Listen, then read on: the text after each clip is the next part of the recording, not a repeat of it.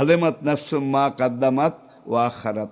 প্রত্যেকটা মানুষ জানতে পারবে তারা দুনিয়াতে কি রেখে এসেছে আর কি তাদের জন্যে অগ্রিম পাঠিয়েছে নেকামল। এই দুনিয়া জাহান সব কিছু ধ্বংস হয়ে যাওয়ার পরে যখন হাসরের ময়দান তৈয়ার হবে, তখন সমস্ত কবরবাসীকে সেই হাসরের আদালতে, রব্বুল আলমিনের আদালতে, যেই দিন যেই মুহূর্তে হাজির করা হবে, আলেমাত নাফসুম মা কাদ্দামাত ওয়া আখারাত। সেদিন মানুষ জেনে যাবে, অবগত হবে কি সম্পর্কে? মা কাদ্দামাত, সে নিজের জন্য অগ্রিম কি পাঠিয়েছে, নেকামল এবাদত বন্দিগি সে পরলৌকিক জীবনের জন্য কি পাঠিয়েছে, এটাও মানুষ জানতে পারবে। ওয়া আখারাত, আর দুনিয়াতে সে কি রেখে এসেছে এটাও মানুষকে অবগত করানো হবে। তাহলে কাদ্দামাত যেটা আগে পাঠিয়েছে এটা এখনকার চলতি নেকামল, যেগুলো মরণের আগে মানুষ আখিরাতের জন্যে পাঠায়। ওমা তুকাদ্দিমু লিআনফুসিকুম মিন খাইরিন তাজিদুহু ইনদাল্লাহ। এই আয়াতের ব্যাখ্যা অন্য এক আয়াতে আল্লাহ রাব্বুল আলামিন বলছেন, দুনিয়া যতদিন তোমার হায়াত আছে, এই হায়াতটাকে, এই ভিসার মেয়াদটাকে তুমি একটা মহামূল্যবান গনিমত মনে করো, এবং এই হায়াতের মধ্যে যত নেক আমল করে অগ্রিম পাঠাতে পারো, এটা তোমাকে বহুগুণ বাড়িয়ে আল্লাহর পক্ষ থেকে ফিরিয়ে দেওয়া হবে। আর এখানে বলা হয়েছে ওয়া আখারাত, দুনিয়াতে অনেক কিছু রেখে গিয়েছে, এটাই স্বাভাবিক। মানুষ দুনিয়াতে বেশি রেখে যায় আর পরকালের জন্য অগ্রিম খুব কম পাঠায়, এটাই বাস্তবতা। এখন আল্লাহ রাব্বুল আলামিন দোনোটা উল্লেখ করেছেন, যেটা অগ্রিম পাঠিয়েছ বহুগুণে তোমাদেরকে বুঝিয়ে দেওয়া হবে, আর যেটা রেখে এসেছ এটার মধ্যে দুইটা আছে। একটা হলো দ্বীনের পথে রেখে আসা অবদান, আল্লাহর দ্বীন, আল্লাহর রাসূল, তাওহীদ, রিসালাত, আখিরাত, পরকার, পুলসিরাত, হাসর নাসর, মিজান, এই পরকালীন জীবনের যত রকমের কিছু তোমার সামনে রয়েছে, এগুলোকে ফেস করার জন্যে, মোকাবিলা করার জন্যে, নিজকে বাঁচানোর জন্যে, মুক্তি পাওয়ার জন্যে তুমি দুনিয়াতে যে নেক আমলগুলো, নেক প্রতিষ্ঠানগুলো, কল্যাণমূলক প্রতিষ্ঠানগুলো, দ্বীনি প্রতিষ্ঠানগুলো তৈয়ার করে রেখে এসেছ, যখন তুমি মরে যাবে, হাসরের মাঠে ওঠার আগ পর্যন্ত তোমার আমলনামার মধ্যে এগুলোর সওয়াব, এগুলোর নেকি, এগুলোর ফল, এটা জমা হতে হতে এত বিশাল মহিরুহে পরিণত হবে। আল্লাহ তখন হাসরের মাঠে আমলনামা যখন হাতে বুঝিয়ে দেবেন, বান্দা তখন আবির্ভূত হয়ে যাবে, এত নেক আমল তো আমি করিনি, কোত্থেকে আসলো? তাহলে আল্লাহ রাব্বুল আলামিন বলবেন, তুমি দুনিয়াতে ভালো কাজের বৃক্ষরোপণ করেছ, নেক কাজের, দ্বীনি কাজের গোড়াপত্তন করেছ, তারই সওয়াব হিসেবে আমি এইটা বহুগুণ বাড়িয়ে তোমাকে দিয়ে দিয়েছি। এটাকে আমরা বলি সদকায়ে জারিয়া, সওয়াবে জারিয়া। আবার দেখুন, সওয়াবে জারিয়া আছে, এটার বিপরীতে গুনাহে জারিয়া বোধহয় নাই, অবশ্যই আছে। মানুষ দুনিয়াতে এমন কিছু করে রেখে গেছে যেগুলো তার মরে যাওয়ার পরে তার জন্য কল্যাণকার কিছু হয় না। সেখানে অনইসলামিক কাজ হয়, সেখানে আড্ডা হয়, সেখানে ব্যভিচার হয়, সেখানে নেশা হয়, সেখানে যত রকমের পঙ্কিলতার কাজ সব কিছু হয়। যারা এই কাজগুলো করবে তার পরবর্তী জেনারেশন, তারা যেমন ভুক্তভোগী, যেগুলো রেখে গেছে তারাও ঠিক গুনাহে জারিয়া, তর কবরে এইভাবে গুনাহ, পাপ, পঙ্কিলতা, এটার প্রতিফল পৌঁছতে থাকবে। আল্লাহ রাব্বুল আলামিন এই পরিণামটা বুঝাবার জন্যে কত সুন্দর কথন ভঙ্গিতে বলছেন, আলেমাত নাফসুম মা কাদ্দামাত ওয়া আখারাত। প্রত্যেকটা মানুষ জানতে পারবে তারা দুনিয়াতে কি রেখে এসেছে আর কি তাদের জন্যে অগ্রিম পাঠিয়েছে নেকামল। এরপরে পঞ্চম আয়াত থেকে শুরু করে ষষ্ঠ আয়াত থেকে শুরু করে আল্লাহ রাব্বুল আলামিন সৃষ্টির নৈপুণ্যতা এটা বয়ান করেছেন, বর্ণনা করেছেন। ইয়া আইয়ুহাল ইনসান, হে অপরিণামদর্শী মানুষ, মা গাররাকা, কোন জিনিস তোমাকে প্রতারিত করলো? গারার, আরবি গারার, গায়ন রা রা, এর বাংলা প্রতিশব্দ হচ্ছে প্রতারণা করা, প্রতারিত হওয়া। গারার, মা গাররাকা, কোন জিনিস তোমাকে ধোকায় ফেললো? কোন কুহেকিনির মায়া তোমাকে এই ধোকায় ফেলে দিল? বেরাব্বিকাল কারিম, তোমার ওই রব থেকে, তোমার ওই রবের ভয় থেকে, তোমার ওই রবের মহব্বত থেকে কোন জিনিস, কোন দুনিয়ার নেশা তোমাকে সম্পূর্ণরূপে ধোকায় ফেলে দিল? আল কারিম, যেই রব মহিয়ান গরিয়ান, অসীম করুণ দয়াবান, যেই রব রাহিম ও রহমান, বিচার দিনের প্রধান। তুমি বিবেকবান মানুষ হিসেবে, বিবেকের উপরে মহিয়ান সম্রাট হিসেবে, সবচেয়ে কাণ্ডজ্ঞান আমি আল্লাহর সৃষ্টি হিসাবে দুনিয়ার কোন কুহুকিনীর মায়া, কোন ধূম্রজাল তোমাকে এই প্রতারণা ধোকার মধ্যে ফেলে দিয়েছে? তোমার রব থেকে, যে রব কারিম, আল্লাজি খালাকাকা, যেই রব তোমাকে সৃষ্টি করেছেন। ফাসাউয়াকা, তোমার অঙ্গ প্রত্যঙ্গ এগুলাকে সংযোজন করেছেন, সম্পৃক্ত করেছেন। ফাদালাকা, ভারসাম্যমূলকভাবে একটা অঙ্গের সাথে আরেকটা অঙ্গ তিনি প্রতিস্থাপন করেছেন। এরপরে পরবর্তী আয়াতে, অষ্টম আয়াতে আল্লাহ পাক বলছেন, ফিয়াইয়ে সূরাতি মা শাআ রাক্কাবাক, তোমাকে এমন একটা ফেস, এমন একটা চেহারা, এমন একটা মুখাবয়ব, ফেস কাটিং তোমার মালিক তোমাকে দিয়েছেন। তিনি যেভাবে চেয়েছেন, মা শাআ, তিনি যেভাবে চেয়েছেন সেভাবে তোমার চেহারাটা, তোমার ফেসটা, তোমার মুখমণ্ডলটা তিনি তৈরি করেছেন। রাক্কাবাক, এবং তোমার শরীরের অঙ্গ প্রত্যঙ্গ একটার সাথে আরেকটা এটাকে সম্পৃক্ত করেছেন, সংযোজন করেছেন। প্রিয় দর্শক, একবার লক্ষ্য করুন, ফিয়াইয়ে সূরাতিন, সূরত চেহারা, সূরত ফেস, সূরত এপিয়ারেন্স, সূরত মুখাবয়ব। প্রথম মানুষ আদম থেকে শুরু করে ফায়জা নুফেখা ফি সূরে, আল্লাহ পাকের নির্দেশে ইসরাফিল আলাইহিস সালাম যেদিন কিয়ামতের ধ্বংস সিংহায় ফুৎকার দেবেন, এই মহাকাল, এই দীর্ঘ সময়ে দুইজন মানুষের চেহারা, ফেস তিনি একরকম বানাননি। ফিয়াইয়ে সূরাতিন মা শাআ, এক একজনের এক এক রকম বানিয়েছেন। তিনি যাকে যেইভাবে চেহারা সুরত সৃষ্টি করতে চেয়েছেন সেইভাবে দিয়েছেন।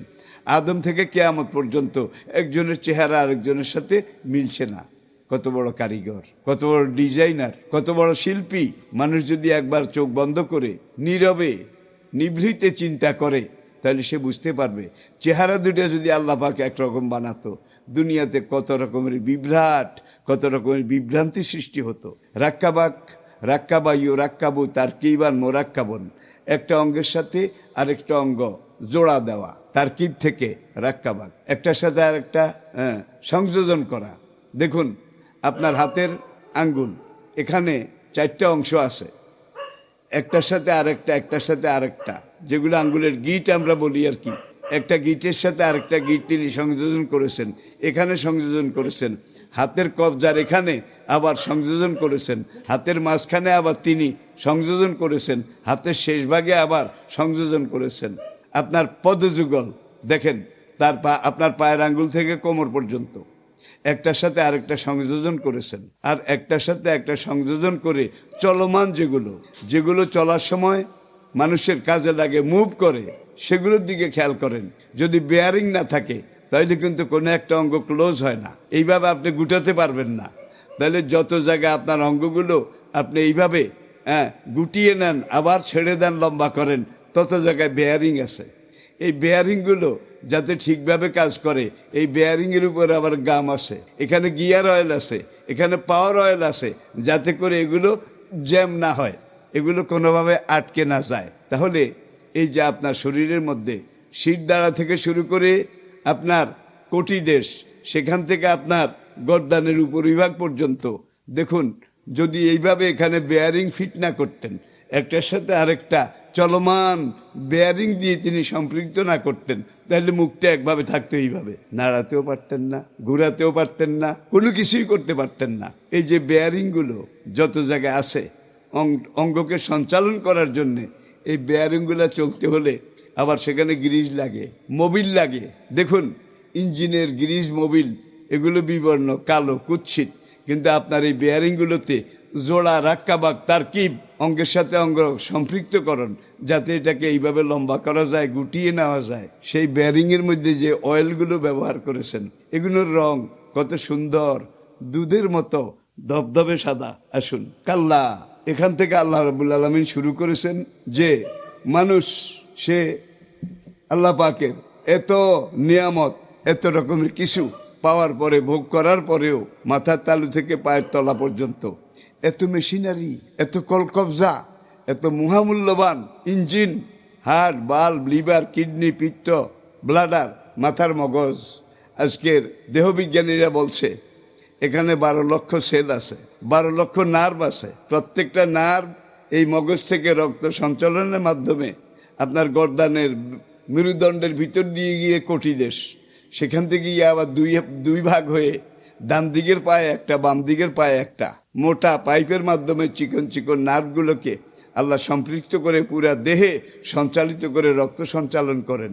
মানুষের জীবন চলার একমাত্র উপযোগী রক্ত বলেন, ব্লাড বলেন, ক্যালোরি বলেন, ভিটামিন বলেন আপনাকে চালিয়ে রাখার জন্যে, কর্মক্ষম রাখার জন্যে, আপনার সক্ষমতা এটাকে টিকিয়ে রাখার জন্যে আল্লাহ রাব্বুল আলামিন কত বিশাল কারিগরি ব্যবস্থা আপনার দেহের মধ্যে রেখেছেন। কাল্লা, হে মানুষ, তুমি যত সহজ মনে করেছ ব্যাপারটা আসলে তত সহজ নয়। কাল্লা, তুমি ব্যাপারটাকে যত হালকাভাবে চিন্তা করেছ ব্যাপারটা তত হালকা নয়। তুমি কেন আমাকে ভুলে গেলে? আমার নির্দেশ কিভাবে তুমি ভুলে গেলে? তুমি একবার চিন্তা করা দরকার ছিল। কাল্লা বাল তুকাযিবুনা বিদ্দিন, তুমি তো শেষ বিচারের দিন এটাকে মিথ্যা প্রতিপাদন করেছ। হাসরের মাঠে জবাবদিহিতা এটাকে তুমি ভুলে গিয়েছ। তুকাযিবুনা কাযযাবা ইউকাযযিবু তাকযীবান মুকাযযাবন, তুমি এটাকে মিথ্যা প্রতিপাদন করেছ। তোমাদের কেউ কেউ বলেছে আইজা মেতনা, যখন আমরা মরে যাব, অকুন্না তোরাবান, আমাদের শরীরটা মাটিতে মিশে যাবে, যালিকা রাজুম বাঈদ, এরপরে মুহাম্মদ সাল্লাল্লাহু আলাইহি সাল্লামের খোদা আমাদেরকে আবার জীবিত করে হাসরের মাঠে উপস্থিত করবে। যালিকা রাজুম বাঈদ, এটা কশ্চিনকালেও সম্ভব নয়। আল্লাহ রাব্বুল আলামিন কোরআনে আরেক আয়াতে এটা জবাব দিয়েছেন এভাবে, তোমাকে যে আমি প্রথমবার সৃষ্টি করেছিলাম তুমি কিছুই ছিলে না, আর হাসরের মাঠে তোমাকে সৃষ্টি করব, যেই কবরে তোমাকে শোয়ানো হয়েছে, যেই বাঘ তোমাকে খেয়েছে, কুম্ভীর খেয়েছে, যেই প্রাণী যেইভাবে যার মরণ হয়ে থাকে, অন্তত সেই সাইবস্যগুলো, কবরের মাটিগুলো তো আমি আল্লাহ পাবো। আমার সৃষ্টি করার জন্য এগুলো শর্ত নয় যদিও, তাহলে তুমি একটু সূক্ষ্ম বিবেকে চোখ বন্ধ করে যদি চিন্তা করো, আমি আল্লাহ রাব্বুল আলামিন পারি না এমন কোনো কিছু নাই। ফাআলুল লিমা ইউরিদ, আন্নাল কুওয়াতা লিল্লাহি জামিয়া, সব শক্তির আধার আমি রাব্বুল আলামিন। সুতরাং তোমার উচিত হবে আমাকে ভুলে না যাওয়া, তোমার উচিত হবে পরকালের জবাবদিহিতার মুখোমুখি হওয়া, এটাকে গুরুত্বহীন মনে না করা, এটাই তোমার জন্য সবচেয়ে বড় হবে। ওয়াইন্না আলাইকুম লাহাফিজিন, তোমার প্রত্যেকটা কাজকর্ম বিশাল থেকে ক্ষুদ্রাতি ক্ষুদ্র পর্যন্ত লাহাফিজিন, আমি সংরক্ষণ করি, আমি হেফাজত করি। কেরামান কাতিবিন, দুইজন সম্মানিত লেখক তোমার দুই কাঁধে আমি মোতায়েন করে রেখেছি। এরা তুমি কোন রাস্তা দিয়ে কোন দিন হেঁটেছ, কতটার সময় তুমি এই হাঁটার সময় কয়বার ঢোক গিলেছ, কয়বার তুমি চোখের পলক উঠানামা করিয়েছ, কয়বার কোন দিকে কোন নিয়তে তাকিয়েছ, পুঙ্খানুপুঙ্খরূপে সূক্ষ্মাতি সূক্ষ্মভাবে সব কিছু আমি আল্লাহ রাব্বুল আলামিন তোমার দুই কাঁধে, ডান কাঁধে ভালো কাজগুলো আর বাম কাঁধে খারাপ কাজগুলো, এগুলোকে আমি এইভাবে আমি সংরক্ষণ করি। ইয়ালামুনা মা তাফালুন, সেই দুই ফেরেশতা তোমরা যত কিছু করো তারা জানে, তারা দেখে এবং তারা লেখে। ইন্নাল আবরারা লাফি নাঈম, এখান থেকে আল্লাহ রাব্বুল আলামিন এখান থেকে 13 আয়াত থেকে 19 আয়াত পর্যন্ত মানুষের চূড়ান্ত সর্বশেষ পরিণতি এটাকে উল্লেখ করছেন খুব সংক্ষেপে। ইন্নাল আবরার লাফি নাঈম, আবরার আরবি শব্দ, এক বচন বেররন, বেররন, আর আবরারন বহু বচন। বেররন নেককার, আবরার যারা নেককার, যারা নেক আমল করে, যারা ইমানদার, যারা আল্লাহর হুকুম মানে, নবীর তরিকা মানে, আল্লাহর পাঠানো কোরআন মানে, যারা দ্বীনের যেই সীমারেখা হুদুদুল্লাহ এটাকে লঙ্ঘন করে না, হুদুদুল্লাহর সীমারেখার ভিতরে থেকে দুনিয়ার এই খণ্ডিত সীমিত সামান্য জীবন এটা অতিবাহিত করে। লাফি নাঈম, তাদেরকে নেয়ামত সমুদ্রে আমি আল্লাহ জান্নাতে জায়গা দেব, নেয়ামতপূর্ণ জায়গায় আমি আল্লাহ তাদেরকে সম্মানের সাথে আশ্রয় দেব। আমি আল্লাহ রয়্যাল গেস্ট, রাজকীয় মেহমান হিসাবে আল্লাহ রাব্বুল আলামিন জান্নাতে আমি তোমাদেরকে দেব, সেখানে তোমরা যা চাবে তাই দেওয়া হবে। ওয়ালাকুম ফিহা মা তাশতাহি আনফুসুকুম ওয়ালাকুম ফিহা মা তাদদাউন নুজুলাম মিন গাফুরির রাহিম। নুজুলাম মিন গাফুরির রাহিম, এটার বাংলা প্রতিশব্দ হলো মহিয়ান গরিয়ান, হ্যাঁ, ক্ষমাশীল দয়াবান আল্লাহর পক্ষ থেকে তোমাদের মেহমানদারি। এবং আল্লাহ বলবেন তোমরা যা চাও, মা তাশতাহি আনফুসুকুম। জান্নাত এমন এক নেয়ামতপূর্ণ জায়গা যেখানে না শব্দ নেই, নাই শব্দ নেই, তুমি যা বলবে তা আছে, তুমি যা চাবে তা আছে, কোনো কিছুর মধ্যে দুর্বলতা, হীনতা, ক্ষীণতা, কমতি, ঘাটতি এটা হবে না। তুমি যা মনে করবে সেটাই তোমাকে সরবরাহ করা হবে। ওয়াইন্নাল ফুজ্জার লাফি জাহিম, ফুজ্জার ফাজেরন এক বচনের বহু বচন, বেনামাজি, বেরোজদারি, ফাসেক, ফুজ্জার, অবিশ্বাসী, ধর্মহারা, যারা ব্যভিচারী, যারা এই নেশা, মদ, জুয়া, ফেন্সিডিল, ইয়াবা, এই ধরনের নেশা যারা করে আর যারা আল্লাহর বিধিনিষেধ এগুলো মানে না, সালাত, সওম, ইসলামের মৌলিক যেই 5টা পিলার এগুলোকে গুরুত্ব দেয় না, লাফি জাহিম, তারা যাবে চির অপমান, চির জ্বলন্ত শাস্তিপূর্ণ জাহান্নামে। যারা নেককার তারা যাবে নাইমে, যারা বদকার তারা যাবে জাহিমে। আই রিপিট, আবার বলছি, যারা আল্লাহর হুদুদুল্লাহ সীমারেখা এটা মেনে চলেছে তাদের জন্য নেয়ামতপূর্ণ জান্নাত আমি রেখে দিয়েছি। ওয়াইন্নাল ফুজ্জার লাফি জাহিম, আর যারা ফাসেক ফুজ্জার সীমা লঙ্ঘনকারী পাপ পঙ্কিলতার মধ্যে যারা ডুবে আছে তাদের চিরকালের জন্য আশ্রয়স্থল হবে একমাত্র জাহিম। ইয়াসলাউনাহা ইয়াউমাদ্দিন, শেষ বিচারের দিন, কিয়ামতের দিন। শেষ বিচারের পরে যার যেটা যেখানে যাওয়ার এবং যার যেটা পাওনা তাকে সেখানে পৌঁছিয়ে দেওয়া হবে। ওমা আদ্রাকামা ওমা হুমান হা বেগাইবিন। হাসরের ময়দান এমন এক বিচারের আদালত, কঠিন আদালত হবে যেখান থেকে কেউ পালিয়ে বাঁচতে পারবে না, আত্মগোপন করে থাকারও কোনো সুযোগ নেই। ওমা আদ্রাকামা ইয়াউমুদ্দিন, হে নবী আপনি কি জানেন শেষ বিচারের দিনটা কেমন? সুম্মা মা আদ্রাকা মা ইয়াউমুদ্দিন, রিপিটেশন, হ্যাঁ, একই কথার পুনরাবৃত্তি, গুরুত্ব অনুধাবন করাবার জন্যে আমি আবার বলছি, অমা আদ্রাকা মা ইয়াউমুদ্দিন, হে নবী, হে দুনিয়ার মানুষ, তোমার কি খবর আছে সেই পরকালের বিচারের দিনটা কেমন হবে? সুম্মা পুনঃসু, আমি আল্লাহ আবার বলছি, মা আদ্রাকা মা ইয়াউমুদ্দিন, তোমার কি খবর আছে?